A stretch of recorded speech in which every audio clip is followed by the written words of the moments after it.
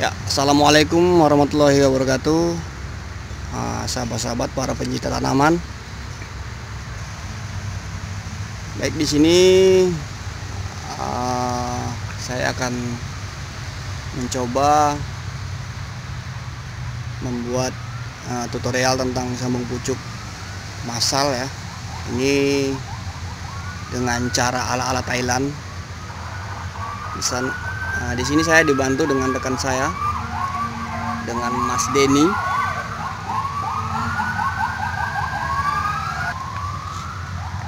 Nah, pertama-tama di sini kita sudah sediakan seedling ya. Nah, ini persemaian seedling dengan menggunakan media kokopit ya. Kokopit murni tanpa ada campuran tanah sedikit pun. Jadi kita pastikan kokopitnya itu sudah kokopit lama ya, jangan yang masih baru. Nah, ini yang kedua, untuk persiapan sambung pucuk yang harus dilakukan pertama kali, pastikan media kokopit tidak terlalu basah ya, hanya sekedar lembab agar kandungan air di dalam batang seedling tidak terlalu banyak ya. Yang menyebabkan nanti sambungan kita itu banyak mengeluarkan air hingga terjadi pembusukan ya di sambungan. Yang kedua, kita sortir bibit yang ideal untuk disamcuk ya. Kalau yang seedling yang pertumbuhannya tidak normal, itu kita pisahkan saja atau kita buang. Seperti ini ya. Nah, ini kecil-kecil ya. Ini kita buang saja. Baru di sini saya jelaskan untuk usia seedling sendiri, ini berusia kurang lebih kira-kira 2,5 bulan.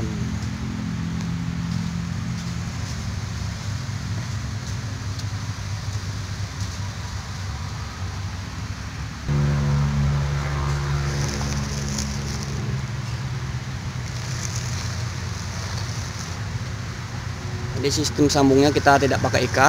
Kalau untuk massal seperti ini kita gunakan grafting clip. Kalau kita gunakan tali pengikat, kerjaannya jadi rumit ya, jadi sulit ya. Jadi kita gunakan grafting clip biar pengerjaannya lebih mudah.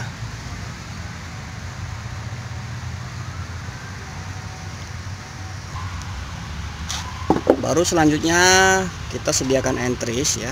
Entriesnya yang baik itu kita gunakan satu mata ya. Cari entries yang batangnya jarang-jarang seperti ini ya. Jarak spasi antara daun ke daun kalau bisa jarang seperti ini, agar kita bisa gunakan entries satu mata untuk disambungannya ya. Kalau bisa kita gunakan satu mata seperti ini ya. Nanti kita jadikan beberapa pohon. Ini daun sudah kita potong-potong seperti ini ya. Kita potong-potong agar tidak terlalu sempit. Nah, kalau untuk entries, kalau di tanaman indukan ada yang pecah tunas seperti ini ya. Kalau kita ambil untuk satu mata ya, satu matun, itu nggak apa-apa ya sahabat-sahabat. Karena nanti yang bagian atas ini itu kita buang ya. Kita ambil yang bagian bawah saja. Pastikan ada mata tunasnya sahabat ya.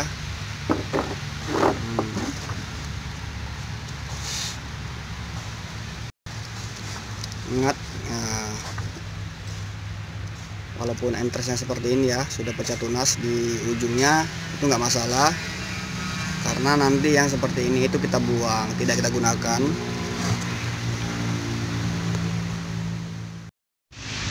Ya, sekarang kita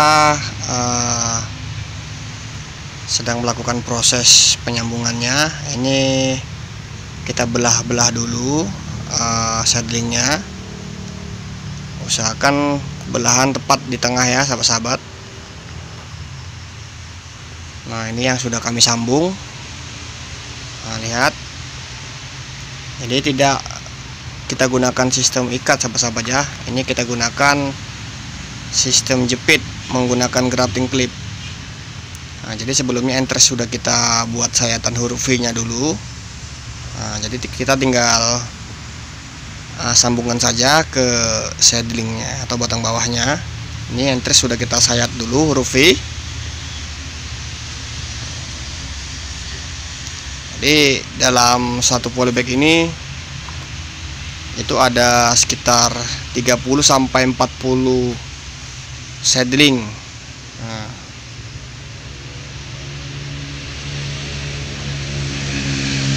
ini adalah calon-calon batang bawah yang sudah siap kita sambung.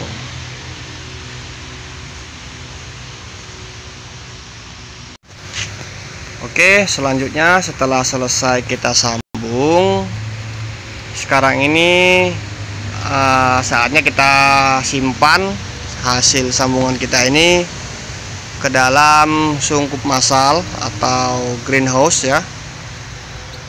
Jadi di dalam greenhouse ini kita diamkan selama kurang lebih 3 minggu ya sahabat-sahabat. Jadi selama 3 minggu itu kita tidak dianjurkan melakukan penyiraman sahabat-sahabat. Jadi dalam 3 minggu itu penyiraman dihentikan. Nah, ini kita susun rapi. Usahakan juga bagian daun atau entresnya itu tidak menyentuh plastiknya sahabat-sahabat. Jadi untuk penyungkupan seperti ini syaratnya harus di tempat yang teduh. Dalam artian teduh tetapi cukup cahaya ya, cukup terang. Jadi area kanan kiri samping itu harus terkena cahaya terang, namun tidak terkena sinar matahari langsung. Untuk bagian atasnya sahabat-sahabat bisa gunakan atap, bisa gunakan paranet atau dari bahan lain, yang penting terlindung dari sinar matahari langsung. Nah, setelah sudah kita susun di dalam, kita tutup rapat plastik dari greenhouse ini ya. Jadi greenhouse ini itu menjaga kelembaban entres selama dalam proses penyatuan di antara saddling dan entresnya.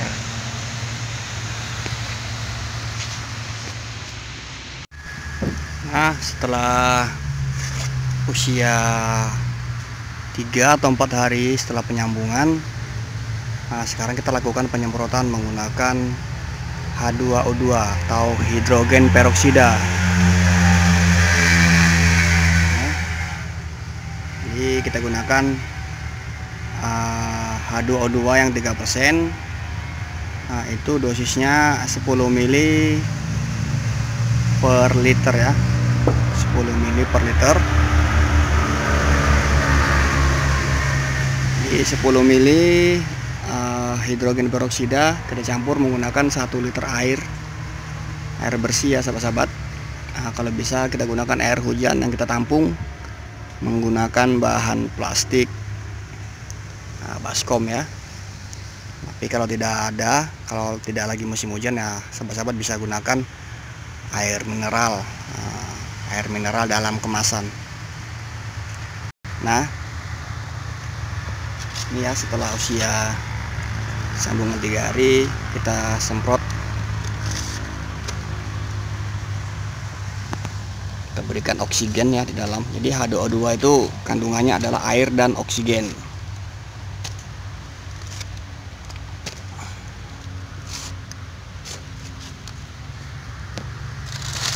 Kita buka sungkupnya.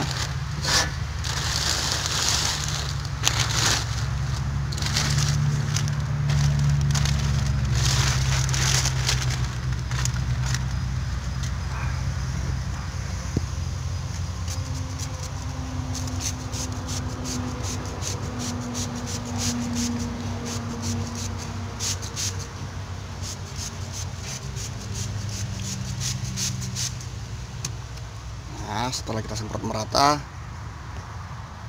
kita biarkan selama 2 menit ya. Biarkan saja selama 2 menit biar ada sirkulasi udara ya. Nah, ini sahabat-sahabat bisa lakukan selanjutnya setelah 1 minggu. Kalau sahabat-sahabat sulit mendapatkan H2O2, sahabat bisa gunakan fungisida ya, fungisida anti jamur sebagai penggantinya. Jadi fungsi H2O2 ataupun fungisida ya untuk mengantisipasi timbulnya jamur pada sambungan kita.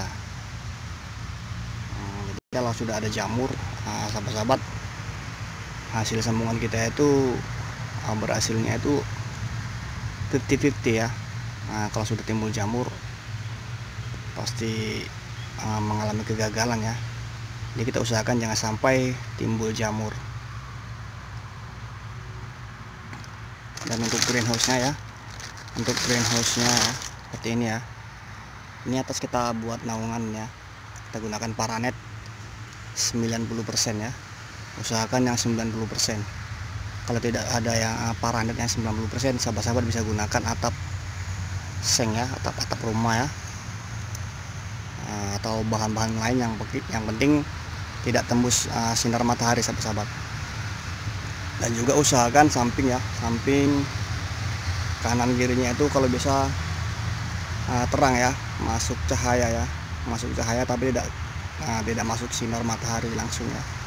Jadi posisinya itu terang ya, sekelilingnya itu terang, hanya atas saja yang melindungi paranet, bukan sekelilingnya ya sahabat-sahabat.